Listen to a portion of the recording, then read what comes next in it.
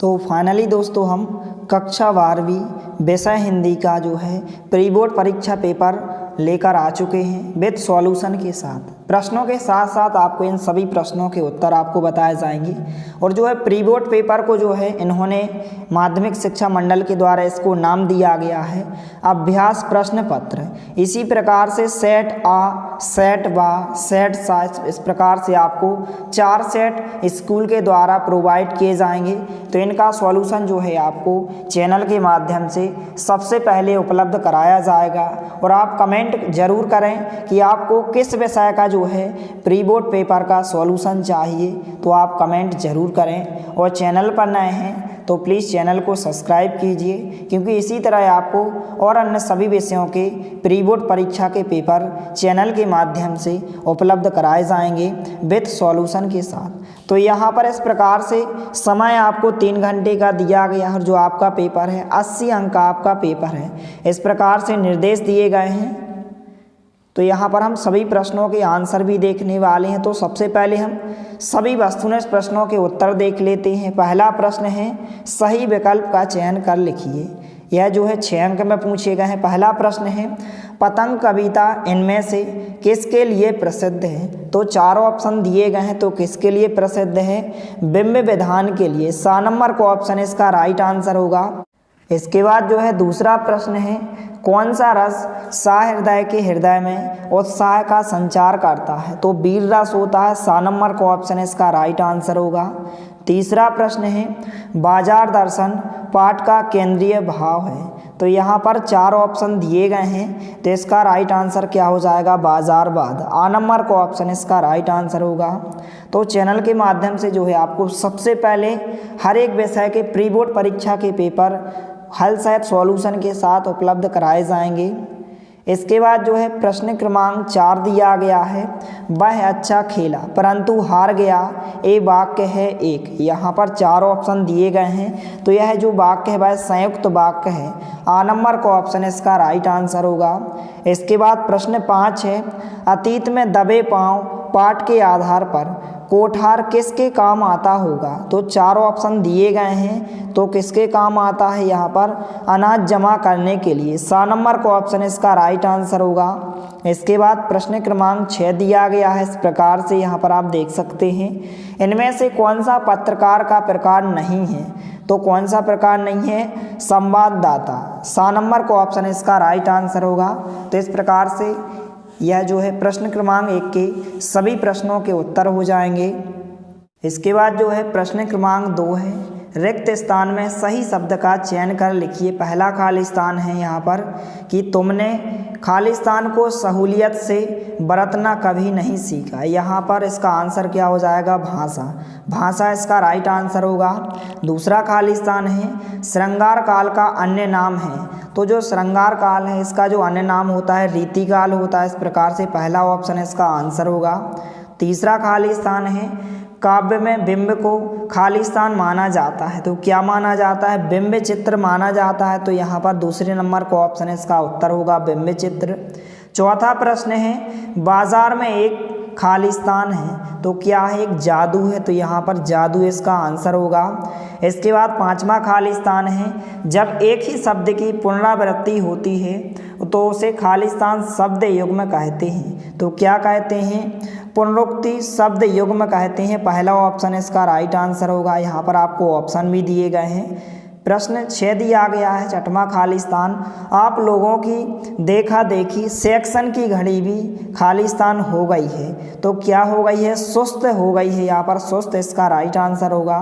7वां खाली स्थान है संपादकीय को खाली स्थान की आवाज़ माना जाता है। तो क्या माना जाता है? आम जनता। इसका राइट आंसर होगा। तो इस प्रकार से सभी रिक्त स्थानों के आंसर हो जाएंगे। इनको आपको अच्छे से नोट कर लेना है। इसके बाद जो है प्रश्न क्रमांक 3 है। इस प्रकार से क्वेश्चन पूछे गए हैं सही जोड़ियां बनाइए या सही जोड़ी बनाकर लिखिए। इस प्रकार से 6 अंक में पूछी गई हैं। और जो आपको प्री बोर्ड में जो सेट आपको प्रोवाइड किए जा रहे हैं अर्थात स्कूल के द्वारा बताए जा रहे हैं, जो सेट आपको मिले हैं, इन सेटों में से जो है आपके वार्षिक परीक्षा में क्वेश्चन पूछे जाएंगे। इसलिए इसमें दिए गए सभी प्रश्नों को आपको अच्छे से तैयार कर लेना है। तो यहाँ पर स्तंभ और स्तंभ बाद दिए गए हैं इस प्रकार से।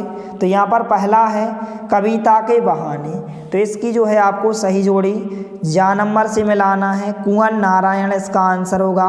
इसके बाद दूसरे नंबर पर है महाकाव्य, तो महाकाव्य क्या है, कामायनी है, तो घा नंबर से आपको मिलाना है। तीसरे नंबर पर है भक्तिन, तो इसकी सही जोड़ी जो है आपको खा नंबर से मिलाना है, महादेवी वर्मा। इसके बाद चौथे नंबर पर दिया गया है अर्थ के आधार पर वाक्य के प्रकार, तो कितने होते हैं, 8 प्रकार के होते हैं। इस प्रकार से आपको डा नंबर से मिलाना है। इसके बाद पांचवा प्रश्न में दिया गया है जूझ, तो इसकी सही जोड़ी जो है आपको 4 नंबर से मिलाना है, डॉक्टर आनंद यादव, इस प्रकार से इसका आंसर होगा। इसके बाद छठवें नंबर पर दिया गया है विशेष रिपोर्ट का प्रकार, तो इसकी सही जोड़ी जो है आपको का नंबर से मिलाना है। विशेष रिपोर्ट के प्रकार कितने होते हैं, 3 होते हैं। तो इस प्रकार से आपकी ये सही जोड़ियाँ हो जाएंगी, इनको आपको अच्छे से नोट कर लेना है। इसके बाद जो है प्रश्न क्रमांक 4 है, निम्नलिखित प्रश्नों के उत्तर एक वाक्य में उत्तर लिखिए। पहला प्रश्न है राम की शक्ति पूजा कविता के रचनाकार कौन हैं, तो कौन है, निराला जी हैं। तो पहले प्रश्न का आंसर क्या हो जाएगा, निराला होगा। दूसरा प्रश्न है विस्तृत कलेवर वाले काव्य को क्या कहते हैं, तो क्या कहते हैं, प्रबंध काव्य कहते हैं। क्या कहते हैं, प्रबंध काव्य इसका राइट आंसर होगा।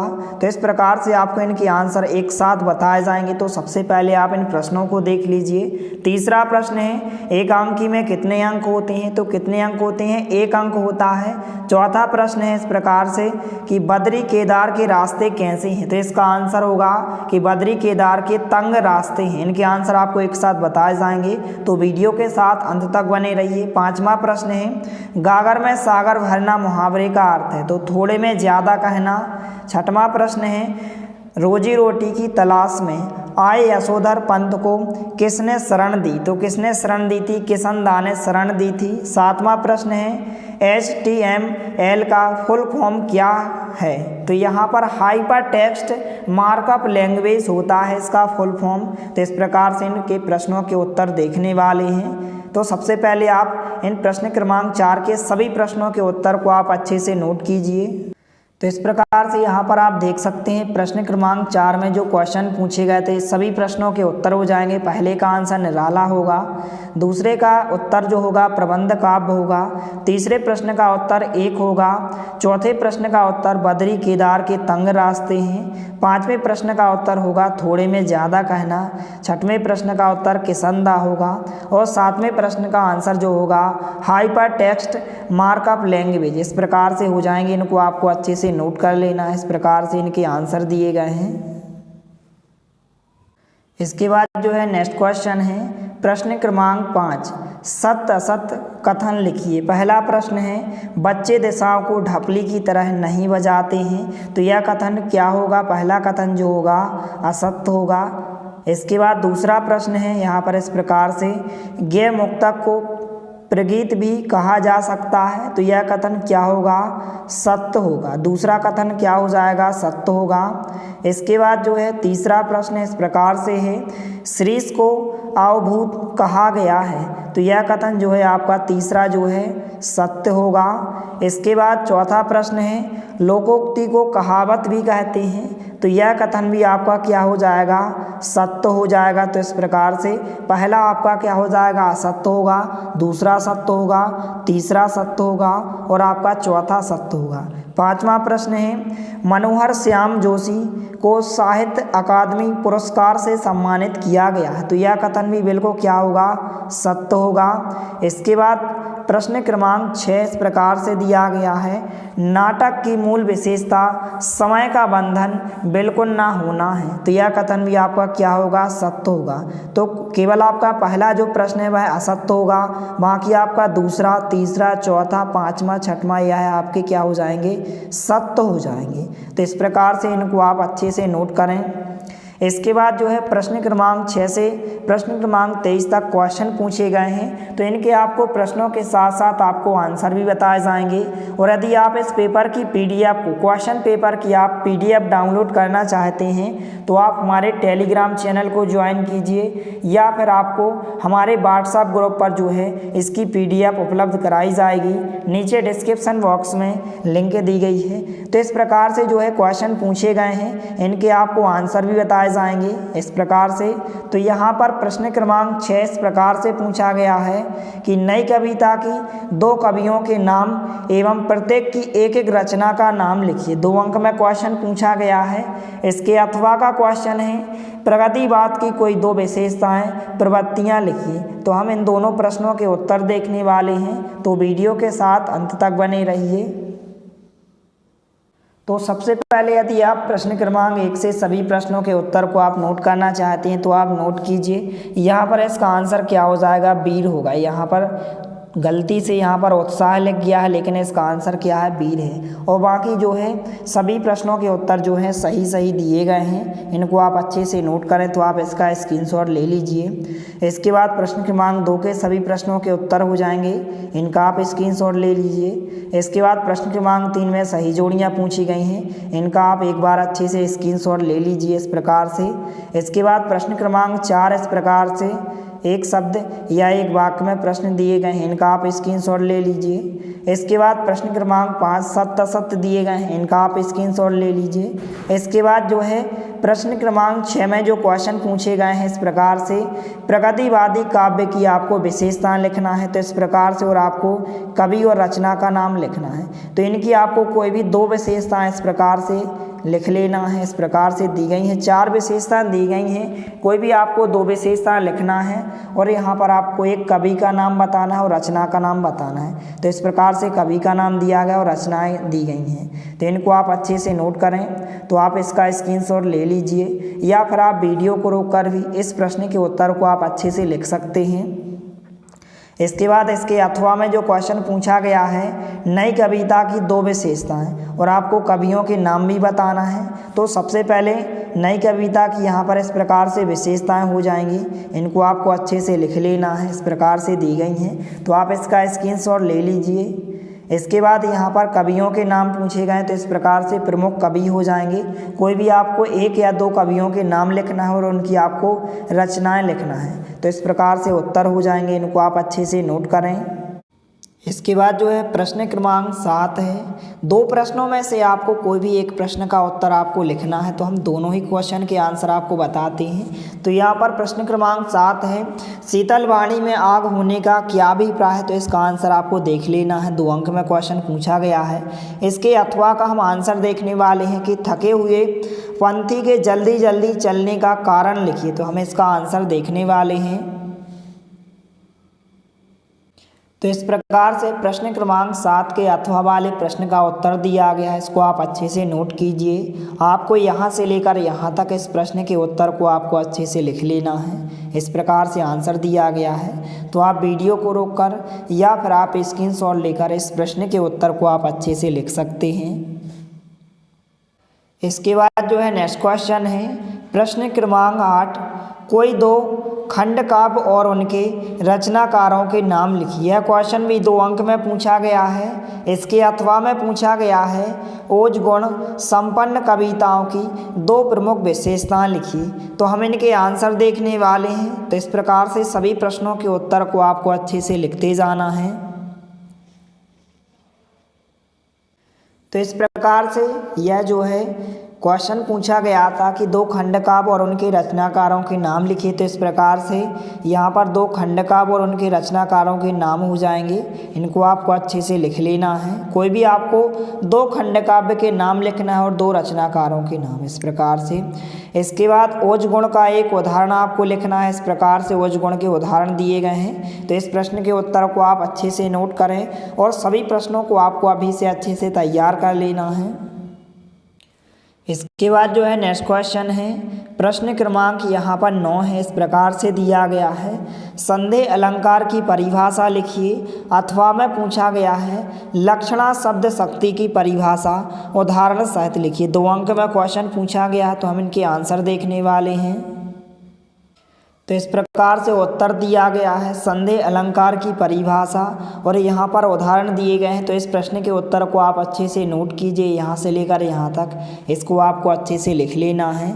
इसके बाद जो है प्रश्न क्रमांक यहाँ पर इसके अथवा में जो क्वेश्चन पूछा गया है लक्षणा शब्द शक्ति उदाहरण सहित लिखिए। इस प्रकार से क्वेश्चन दिया गया और नीचे आंसर दिया गया है। तो इस प्रश्न के उत्तर को आपको अच्छे से तैयार कर लेना है। इसके बाद यहाँ पर प्रश्न क्रमांक 13 है, राजभाषा की 2 प्रमुख विशेषताएं लिखिए।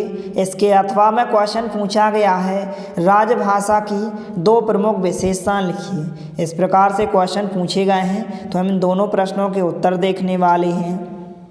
तो इस प्रकार से उत्तर दिया गया है राजभाषा की प्रमुख विशेषताएं। कोई भी आपको 2 या 3 विशेषताएं अच्छे से तैयार कर लेना है। तो इस प्रश्न के उत्तर को आप अच्छे से नोट कीजिए। इसके अथवा में जो है राष्ट्रभाषा की विशेषताएं दी गई हैं, तो आपको कोई भी 2 विशेषताएं आपको अच्छे से लिख लेना है। इस प्रकार से आंसर दिया गया है। इसके बाद जो है नेक्स्ट क्वेश्चन है, प्रश्न क्रमांक 14, मोहनजोदड़ो की सभ्यता को प्रोफाइल सभ्यता कहे जाने का कारण लिखिए। इसके अथवा में पूछा गया है जूझ कहानी के लेखक के जीवन संघर्ष के उन बिंदुओं पर प्रकाश डालिए जो आपके लिए प्रेरणादायी हैं। इन दोनों प्रश्नों के हम उत्तर देखने वाले हैं, तो वीडियो के साथ अंत तक बने रहिए। इस प्रकार से हम आंसर देखने वाले हैं। तो 2 में से आपको कोई भी एक प्रश्न के उत्तर को आपको लिखना है। तो इस प्रकार से उत्तर दिया गया है, यहाँ से लेकर यहाँ तक इस प्रश्न का उत्तर हो जाएगा। इसको आपको अच्छे से लिख लेना है।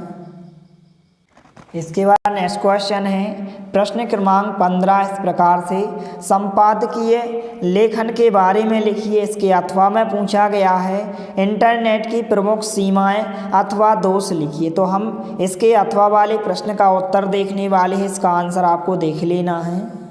तो इस प्रकार से उत्तर दिया गया है संपादकीय लेखन क्या है। इस प्रकार से यहाँ तक दिया गया, इसके बाद और आगे भी दिया गया है। इसके बाद आप यहाँ से लेकर यहाँ तक लिखेंगे। तो इस प्रश्न के उत्तर को आप अच्छे से नोट करें। इसके अथवा में पूछा गया है इंटरनेट की प्रमुख विशेषताएं लिखिए। तो इस प्रकार से आपको पॉइंट बनाकर इनकी विशेषताएं अच्छे से लिख लेना है। इस प्रकार से आंसर दिया गया है। इसके बाद जो है नेक्स्ट क्वेश्चन है, प्रश्न क्रमांक 16, निम्नलिखित बिंदुओं के आधार पर तुलसीदास अथवा रघुवीर सहाय के साहित्य की काव्यगत विशेषताएं लिखिए। 2 रचनाएं, भाव पक्ष, कला पक्ष और साहित्य में स्थान। तो 3 अंक में पूछा गया है। इसका आंसर जो है आपको हमारे व्हाट्सएप ग्रुप या टेलीग्राम चैनल पर उपलब्ध कराया जाएगा। तो आप हमारे टेलीग्राम चैनल या व्हाट्सएप ग्रुप को आप ज्वाइन कीजिए। इसके बाद प्रश्न क्रमांक 17 है, निम्नलिखित बिंदुओं के आधार पर महादेवी वर्मा अथवा जैनेन्द्र का साहित्यिक परिचय लिखिए। तो इनका भी आंसर जो है आपको हमारे टेलीग्राम चैनल या फिर व्हाट्सएप ग्रुप पर उपलब्ध कराया जाएगा। इसके बाद नेक्स्ट क्वेश्चन है, इस प्रकार से प्रश्न क्रमांक 18 दिया गया है कि पुस्तकालय हेतु आवश्यक पुस्तकों हेतु एक विज्ञापन बनाकर लिखिए। इसके अथवा में क्वेश्चन पूछा गया है छात्र के कक्षा में अनुशासन भंग करने पर शिक्षक छात्र के बीच होने वाले संवाद को लिखे। तो हम इसके अथवा वाले प्रश्न का उत्तर देखने वाले हैं। तो इस प्रकार से शिक्षक और छात्र के बीच यहाँ पर आपको संवाद लिखना है। यहाँ पर जो है विलंब से यहाँ पर इस प्रकार से, तो इस संवाद को आपको अच्छे से तैयार कर लेना है। इस प्रकार से दिया गया है, तो इसको आप अच्छे से नोट करें। इस प्रकार से यहाँ पर नीचे दिया गया है, तो इसको आपको अच्छे से तैयार कर लेना है। इसके बाद नेक्स्ट क्वेश्चन है, प्रश्न क्रमांक 19 इस प्रकार से पूछा गया है निम्नलिखित आपठित गद्यांश काव्यांश को पढ़कर नीचे लिखे प्रश्नों के उत्तर लिखिए। इस प्रकार से आपको एक गद्यांश दिया गया है, यहाँ पर आप देख सकते हैं। और इस प्रकार से नीचे प्रश्न दिए गए हैं कि उपर्युक्त गद्यांश का उचित शीर्षक लिखिए। दूसरा प्रश्न है विवेकानंद जी का विरोध किसके प्रति था, लिखिए। तीसरा प्रश्न है गद्यांश में प्रयुक्त शब्द समीचीन का समानार्थक समानार्थी लिखे। तो हम इसका आंसर देखने वाले हैं, तीनों प्रश्नों के उत्तर देखने वाले हैं।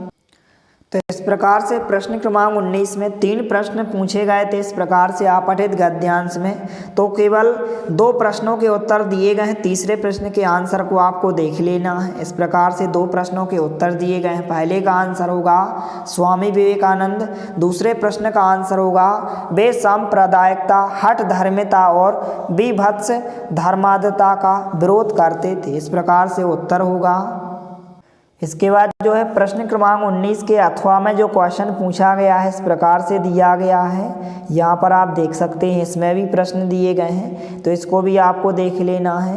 इसके बाद प्रश्न क्रमांक 20 में जो है निम्नलिखित पद्यांश का भावार्थ, संदर्भ, प्रसंग तथा सौंदर्य बोध सहित लिखिए। इस प्रकार से दिए गए हैं, अथवा में भी दिया गया है। तो हम इन दोनों के जो है भावार्थ देखने वाले हैं, संदर्भ, प्रसंग, व्याख्या इस प्रकार से दिए गए हैं। तो यहाँ पर जो अथवा में जो काव्यांश पूछा गया था इस प्रकार से इसका जो आंसर हो जाएगा, इस प्रकार से पहले प्रश्न का आंसर होगा। इस प्रकार से अथवा में 3 क्वेश्चन पूछे गए थे। तो इस प्रकार से नीचे तीनों प्रश्नों के उत्तर दिए गए हैं, इनको आपको अच्छे से तैयार कर लेना है। इसके बाद जो पहले यहाँ पर प्रसंग, संदर्भ, प्रसंग, व्याख्या हो जाएगी, इसको आप अच्छे से तैयार करें। इस प्रकार से आंसर दिया गया, तो इसको आप नोट करें। इसके अथवा में जो पूछा गया इस प्रकार से, तो यहाँ पर इस प्रकार से प्रसंग होगा और व्याख्या हो जाएगी, तो इसको भी आप नोट करें। इस प्रकार से आंसर हो जाएगा। इसके बाद नेक्स्ट क्वेश्चन है प्रश्न क्रमांक 21, निम्नलिखित गद्यांश की व्याख्या, संदर्भ, प्रसंग एवं विशेष सहित लिखिए। 4 अंक में पूछी गई है और इसके अथवा में इस प्रकार से दिया गया, तो इनका आंसर आपको देख लेना है। इसके बाद जो है प्रश्न क्रमांक 22 में जो है नगर पालिका अध्यक्ष को जल की अनियमित आपूर्ति के संबंध में शिकायती पत्र लिखिए। इसके अथवा में पूछा गया है अपने मित्र को विद्यालय की वार्षिक पत्रिका में रचना के प्रकाशन की बधाई देते हुए पत्र लिखिए। तो यहाँ पर हम जो है नगर पालिका अध्यक्ष को जल की अनियमित आपूर्ति के संबंध में शिकायती पत्र देखने वाले हैं। तो इस प्रकार से नगर पालिका अध्यक्ष को जल की अनियमित आपूर्ति के संबंध में शिकायती पत्र हो जाएगा। इसको आप अच्छे से नोट करें, इस प्रकार से दिया गया है, इसको आप अच्छे से नोट करते जाइए। तो इस प्रकार से इसको आप अच्छे से तैयार करें। इसके बाद जो है प्रश्न क्रमांक 23 दिया गया है, निम्नलिखित विषयों में से किसी एक विषय पर रूपरेखा सहित निबंध लिखिए। 4 अंक में पूछा गया है, तो इस निबंध को आपको अच्छे से देख लेना है। इस प्रकार से दिया गया है। और यदि आप इस पेपर की हल सहित PDF डाउनलोड करना चाहते हैं तो आप हमारे टेलीग्राम या व्हाट्सएप ग्रुप को ज्वाइन कीजिए। टेलीग्राम या व्हाट्सएप ग्रुप पर आपको इसकी PDF उपलब्ध कराई जाएगी। मिलते हैं अगले वीडियो में, तब तक के लिए जय हिंद, वंदे मातरम।